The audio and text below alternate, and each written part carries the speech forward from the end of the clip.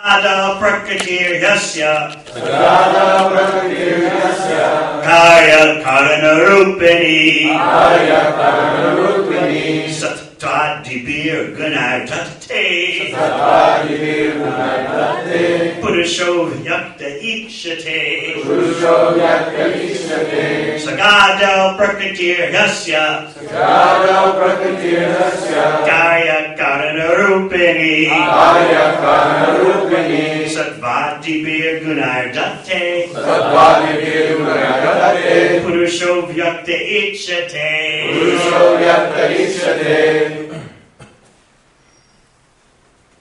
Sargada prakritir yasya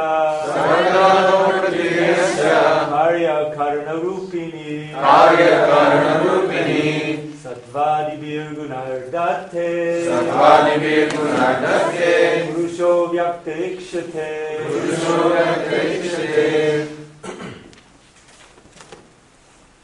Sargada prakritir yasya Karya karana rupini Sattva-dibir gunardate Purusho vyakta ikshate Sagada prakritir yasya Karya karana rupini Sattva-dibir gunardate Purusho vyakta ikshate Vaishnavis. Sargado prakritir yasya Karya karana rupini Sattva-dibir gunardate Purusho vyakta ikshate Sargado prakritir yasya Karya karana rupini Sattva-dibir gunardate Purusho vyakta ikshate Saga of creation. Ado in the beginning. Prakriti the material nature. He indeed. Asya of this universe. Karya the manifest products. Karana and subtle causes. Rupini embodying. Sattva-dibir by means of goodness, passion, and ignorance. Gunai the modes. Date assumes its position. Purusha the Supreme Lord. Avyakta not involved in material manifestation. Ikshate witnesses. Translation. In the beginning of creation, nature assumes, by the modes of goodness, passion, and ignorance, its form as the embodiment of all subtle causes and gross manifestations within the universe. The Supreme Personality of Godhead does not enter the interaction of material manifestation, but merely glances upon nature. Purport. The personality of Godhead is not subject to transformation like the subtle and gross material elements. Thus the Lord is avyakta, or not materially manifest at any stage of cosmic evolution. Regardless of the specific method of cataloging the material elements, the Lord remains the ultimate creator, maintainer, and annihilator of the total cosmic situation. Om Gyanatimirandasya Gyananjana Shalakaya Chakshun Militanyena Tasmai Shri Gurave Namaha. Jai Sri Krishna Chaitanya Prabhu Nityananda Sri Advaita Gadadhara Sivasati Gaura Bhakta Vrinda. Hare Krishna, Krishna Krishna, Hare Hare, Hare Rama, Rama Rama, Hare Hare. The relation between the Supreme Personality of Godhead and material nature is one of the great mysteries In order to appreciate Krishna Lila, you first have to overcome this mystery about the relationship between Krishna and his material energy. Without crossing that hurdle, there's no question of understanding in truth Krishna's pastimes. You all know how Krishna states in Bhagavad Gita, Janma karma chame divyam evam yoveti tatvata chakva deham pana janma naiti mameti soji. If you can understand the transcendental science of Krishna's appearance in this world, his so-called janma, his activities in this world, his karma, activities without any reaction, without any touch of material nature. If you can understand that properly, then upon giving up the present body, you won't take another body.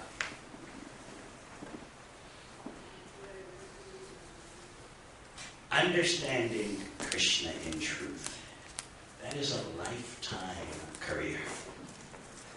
So many famous persons spend a lifetime trying to understand something or research something or perfect some skill. And what is the reward?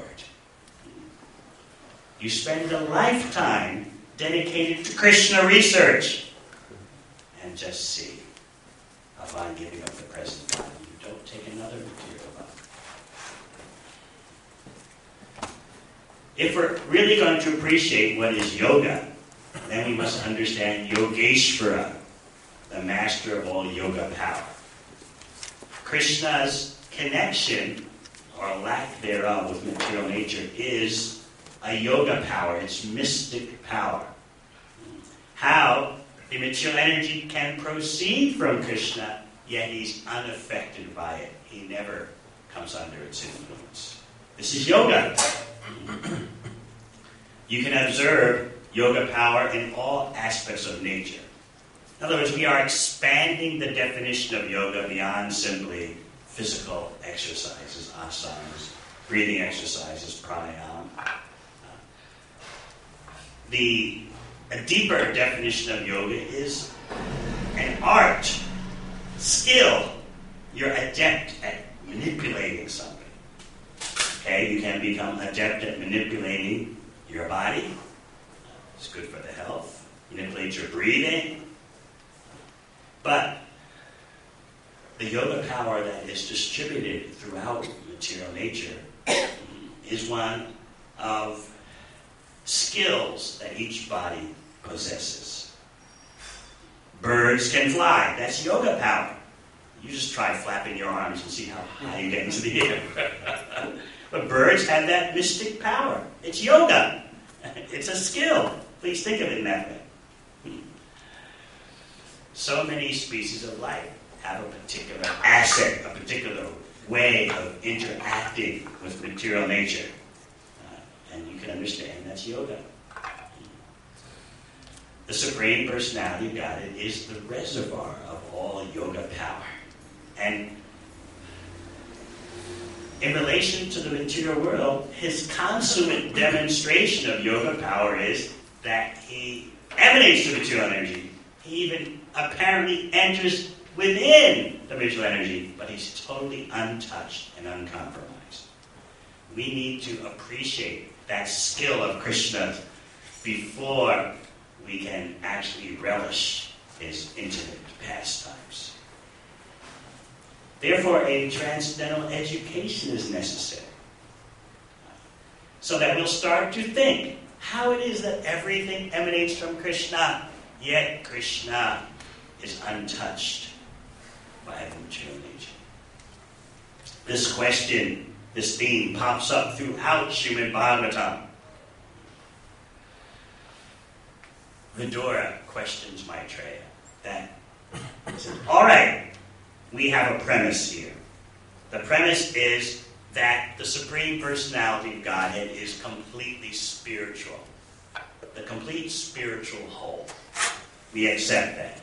But then I ask you, how is it that he has some kind of connection with material nature, which doesn't affect him? How does that happen? Because we've already established he's completely spiritual. He's the sum, the source of all energies. Yet, we've got this material nature thing going on. What's happened here? How does the Supreme Personality of Godhead do this without being compromised?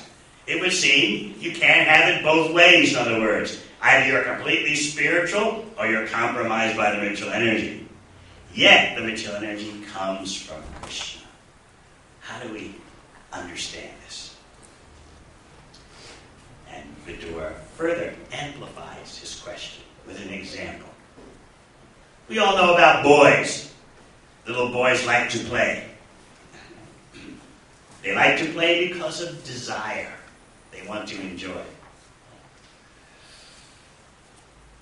Understanding that motivation of little boys, how do we apply such an understanding to the Supreme Personality of Godhead, who has qualities and activities, yet these qualities and activities have nothing to do with material nature? Krishna's play, his Leela, Vidura accepts, without a doubt, that they exist. But how do you act and have qualities without any involvement with material nature? Little boys play out of desire. They sport. But we all know they're implicated in material nature. Krishna has Leela. He plays, he sports. But the display of his qualities and activities has nothing to do with material nature. Please explain this to me. So what the Bhagavatam personalities wonder about, we should also wonder about. We need to be proactive in our reading of Bhagavad Gita and Srimad Bhagavatam. The issues that Arjuna brings up in Bhagavad Gita, the issues that Parikshit Maharaj or Vidura bring up in Srimad Bhagavatam, they should become our issues. All right, I know in Kali Yuga we've got a lot of other things going on in our head. And we have to deal with that. But we should never become so overwhelmed by the intricacies and complexities of Kali Yuga psychology that we neglect the real issues in life, which will persist long after we have cleared up our psychological complexities or not. Still, there will remain Krishna's yoga power, the mystery of Krishna's apparent connection to this world, the mystery of how Krishna acts and has qualities which have nothing to do with the material energy. That mystery will go on and on, regardless of whether we have resolved our personal traumas or not, regardless of whatever body we'll accept in the next life. Krishna offers you a way out of all that. Simply try to understand him in truth. Just take Bhagavad Gita, for example. What is Krishna doing there on a battlefield making politics? Srila Prabhupada once defined the challenge of Bhagavad Gita in that way. Janma karma chame divyam. Understand Krishna in truth. Why he's in the Kurukshetra battle making politics. If you could understand that, chakva dehum pranaja. Go back to God. Think about it. We have so much opportunity to contemplate Krishna's yoga abilities. Now, the interesting thing is that we're qualitatively as good as Krishna. Hard as it is to imagine now. We attribute so much credit and emphasis to our body and mind. We've forgotten the power of the Atma. But actually, just like Krishna has nothing to do with the material energy in terms of being influenced by it, similarly we are the same. Now just think how far off the mark we are. Actually, in our original constitutional position, the material energy has nothing to do with us. So how have we become so we become blown so far off course that we can't even remember our original constitutional position. This is the wonder of the material energy. But an even greater wonder than that is how we can also exist in the material world. It's our dormant capacity to exist in the material world without being touched by it. The same feat that Krishna does of apparently being within the material energy, but being untouched by it. That same yoga power, his parts and parcels also have. But because those parts and parcels are tiny, they can become overwhelmed by Krishna's material energy if they turn away from Krishna. They have that susceptibility because they're tiny. We have to think about it. Why? Why does it have to be that we're overwhelmed by the material energy? We have to remember our size. We're small-timers. Small-timers get overwhelmed. It's like someone from the countryside, a farmer or something, who's never been to Las Vegas. Riding just stunned by the display of all the Kali Yuga diversity. They're just totally mesmerized and enthralled. Wow. I remember as a little kid in New York City, sometimes we would see tourists from rural parts of America, Pennsylvania, middle of Pennsylvania, or something like that. They would, come on these tour buses to New York City or come by themselves with their family, and they would wander around, and you could just hear them, the little kids telling their mothers, "Mother, look at this! Oh, amazing! Oh, look at that building! Look at so many people!" And the mother, from rural areas, "Oh dear, this is just the way it is in New York City. This is New York City, the wonder of the world."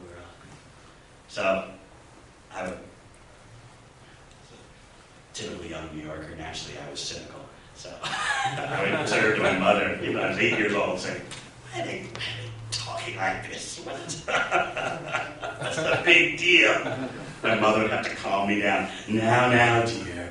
They're from the rural areas. It's natural that they will feel like they're overwhelmed by the glory of our city. Just calm down.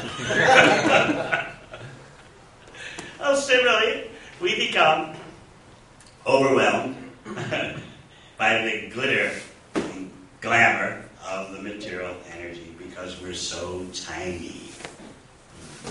And that often, I notice, is a hard thing for us to accept, our tininess. There is something about living in material existence that gives you a false sense of empowerment. And you really have to do a double take on that.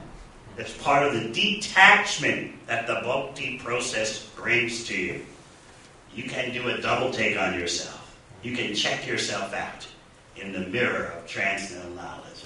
What is it that makes me feel that I can really cope? That I've got abilities, I can handle things. When look at my position, I'm pure spirit soul, and I've misidentified as matter. Something has drastically gone wrong.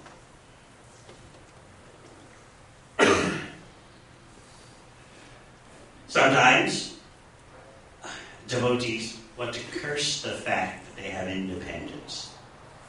Why did Krishna give us this independence? Wouldn't it have been better if Krishna would just choose for us? Then we wouldn't have to undergo material existence.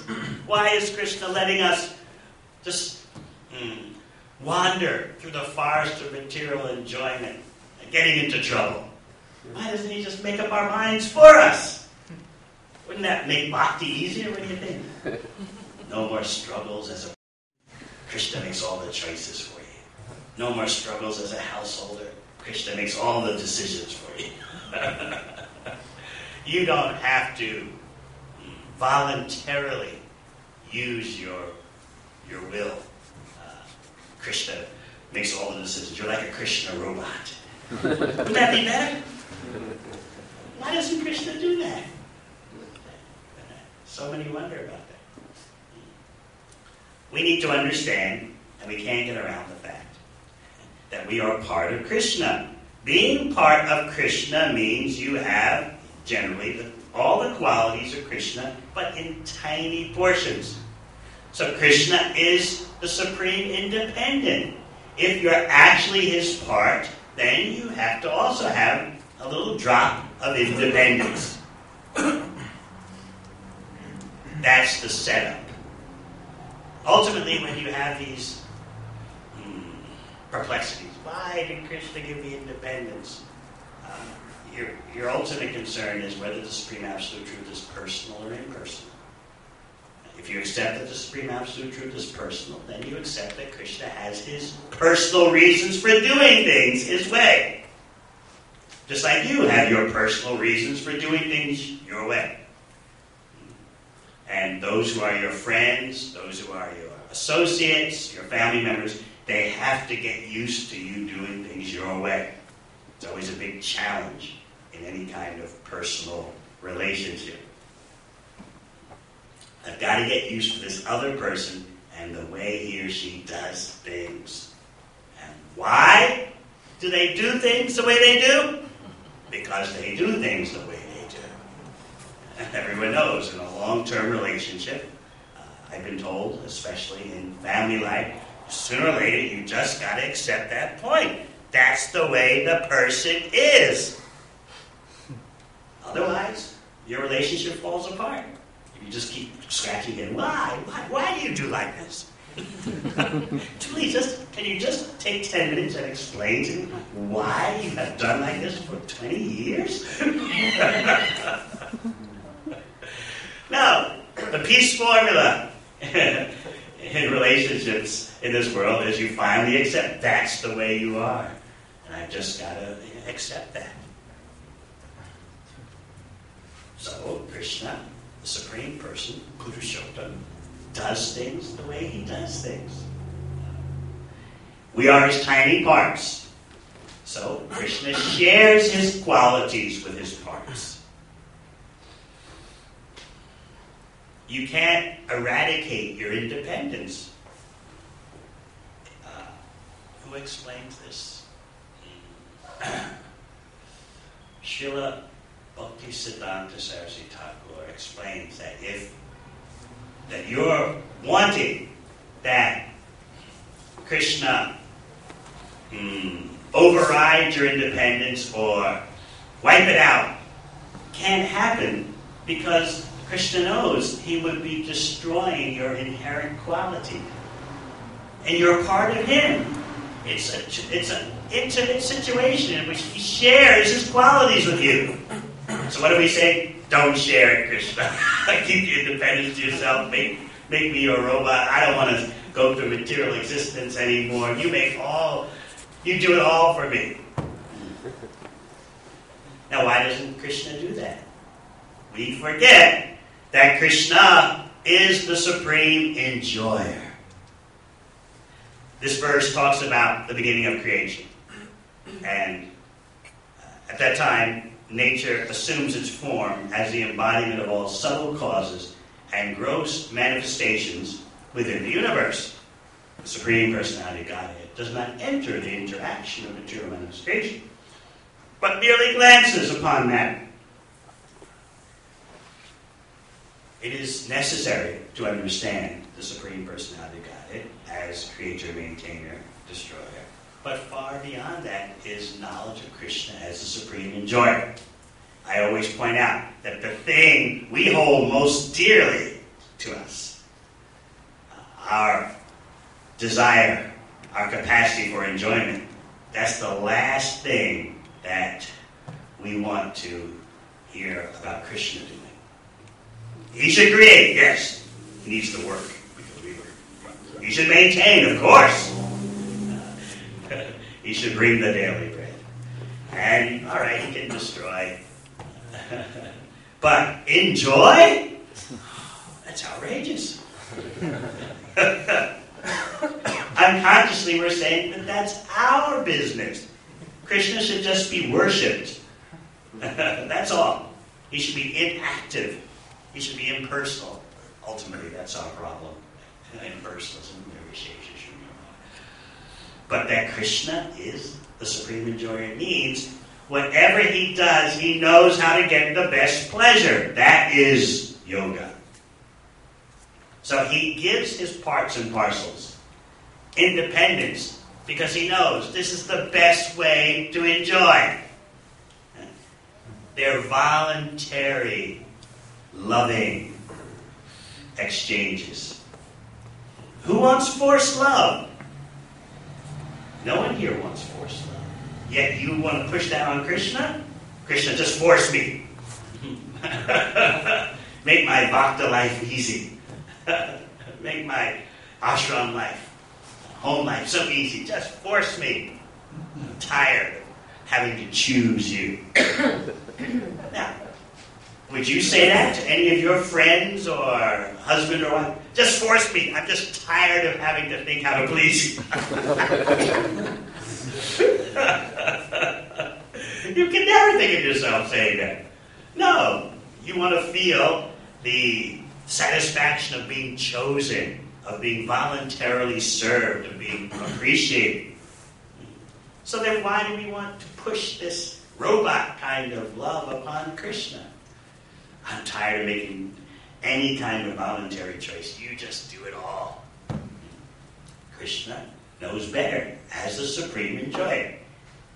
He knows what is the best yoga beyond all the powers that you see in material nature. Beyond Krishna's creation, maintenance, and destroying abilities is his yoga power of relationships. Krishna is the most expert at having relationships. And we need to start to trust him for that. That's the full meaning of Chakra Deham Punarjanma. When you understand Krishna in truth, you don't take another body. Understanding Krishna in truth, Janma Karma Javedi Even Yovetita, means trusting that Krishna is the expert in relationships. People are in such anxiety about relationships these days. You go to any bookshop, and you'll see shelf after shelf of books, how to have a relationship. When to say yes, when to say no. How to negotiate. How to talk about difficult subject matters. There's a book about every aspect of relationships because people are having such a tough time doing what Krishna does so easily and so infinitely blissful.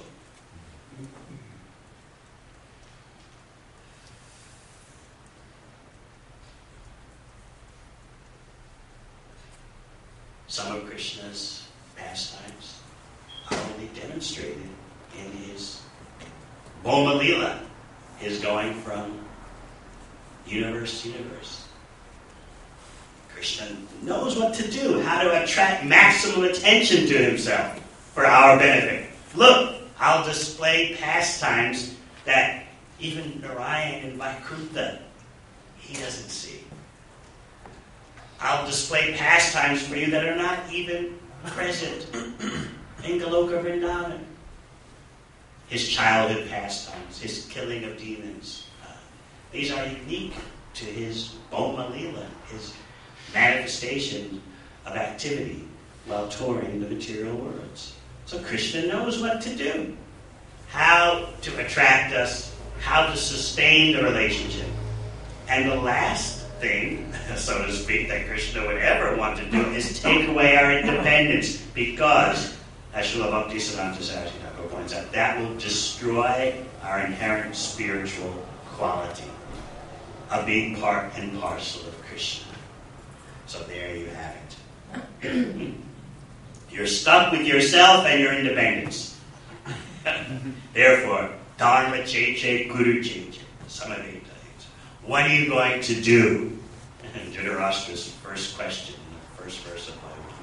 What's everyone going to do? What are you going to do? You're part and parcel of Krishna. And you have your minor independence. Now what?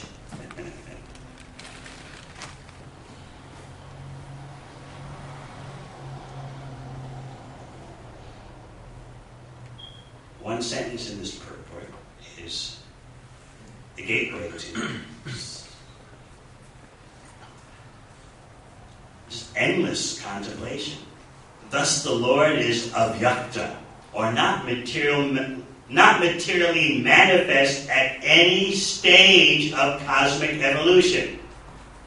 Now, let's think about that. This will be our final point for today. That Krishna is never materially manifest means that by your trying to look at the material energy from the material standpoint, you'll never detect Krishna. Because if Krishna could be understood simply by someone's looking at the material energy,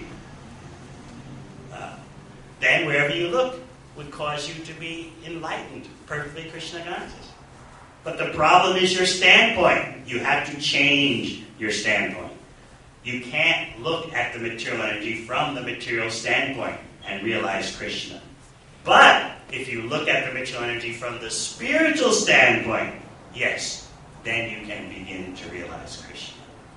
So this is the problem when so many people say, what do you need a spiritual process for? Sounds like some kind of California thing. Huh? God, the divine is all around you. Just open your eyes. What do you need a guru? What do you need? Follow regulations. Just, it's all there. Be with it. Be inspired. Be enlightened.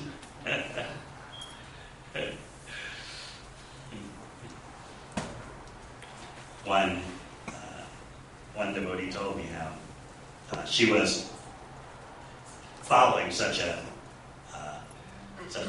so-called spiritual teacher. We just look around. The divine is everywhere. You don't need anything else. You can just look around and enlightenment will come to you.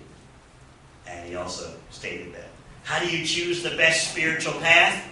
The best spiritual path is that which has no rules or regulations pressing down on your shoulders, because the rules and regulations burden your shoulders. But the real spiritual path has no rules and regulations, and that way you can float naturally upward to the spiritual platform. Sounds pretty good, huh?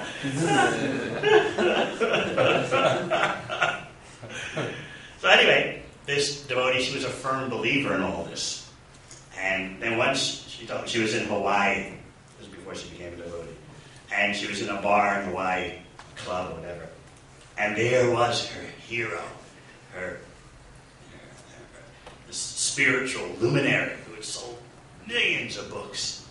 And he was drinking with his buddies, and they were totally wasted. And he was just saying, I can't believe it. I'm selling millions of books. I write complete junk. The people are buying it. Isn't that great? And she's just watching like she's having a heart attack. This is her, This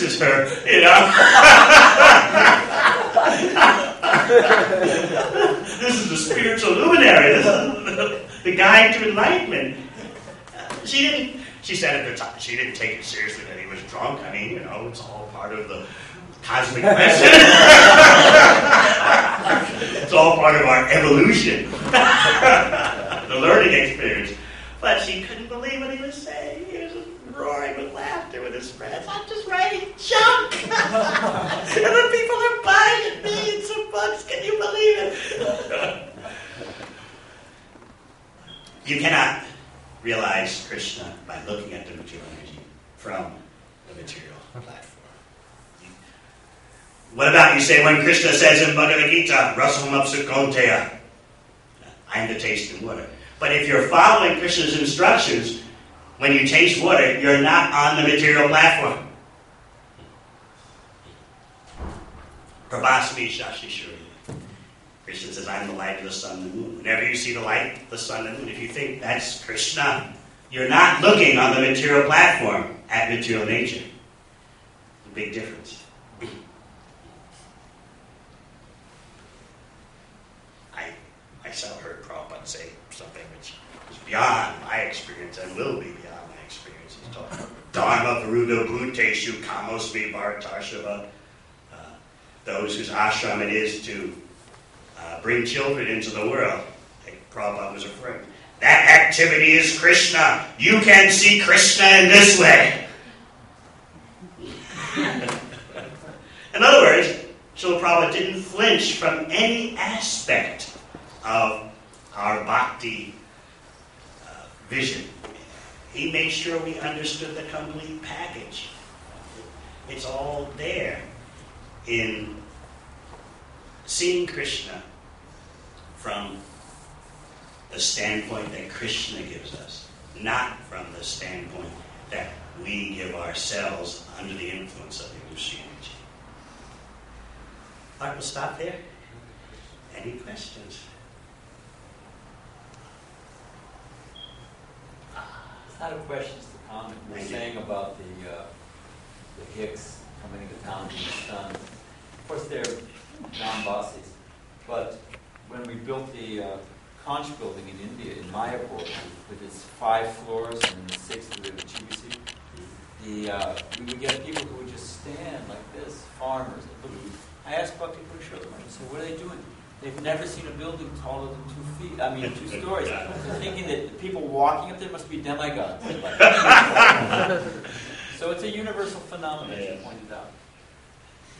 Thank you. Anything else?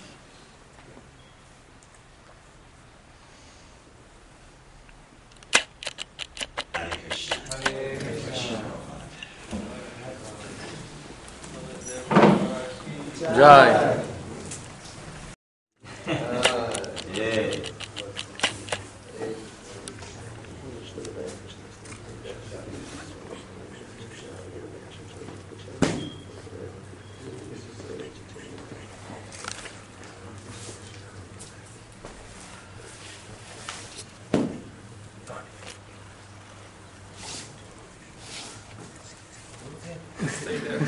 You changed your mind?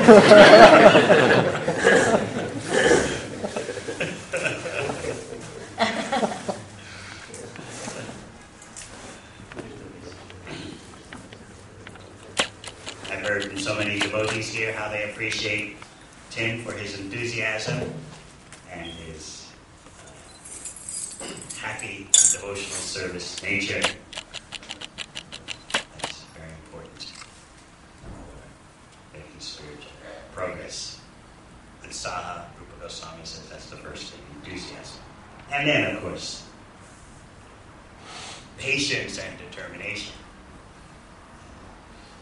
Indeed, if we follow the process properly, by taking guidance from others, we will be able to maintain our enthusiasm. There's no need to have this fear that as a new practitioner, I'm enthusiastic, but what will happen in 2 or 3 or 4 years?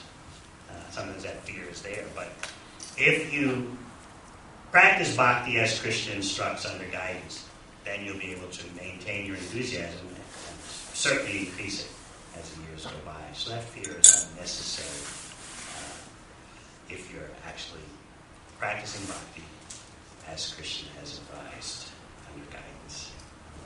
And Tim has his mother here visiting from Hawaii.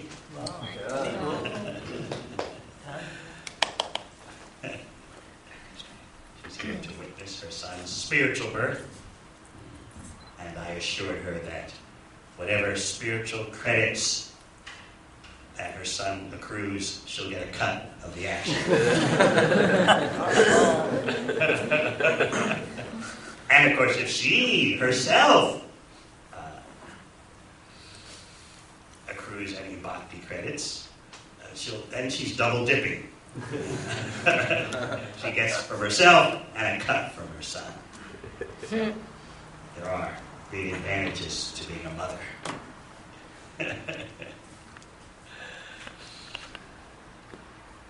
All right, what other 4 rules? To no illicit sex. No gambling, no meat eating, and no intoxication. And what to do every day? Chant at least 16 times.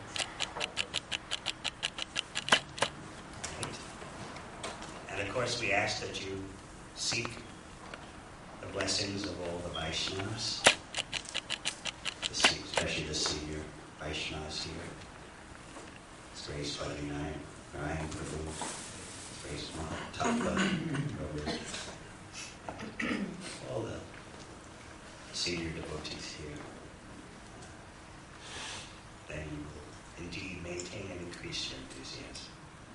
So also, at this moment, I would like to thank those senior devotees for all the care that they're giving to devotees. They're laboring hard to provide an environment in which someone can make genuine spiritual advancement. I'd like to thank them. All right. Your name is Krishna Kumar Das.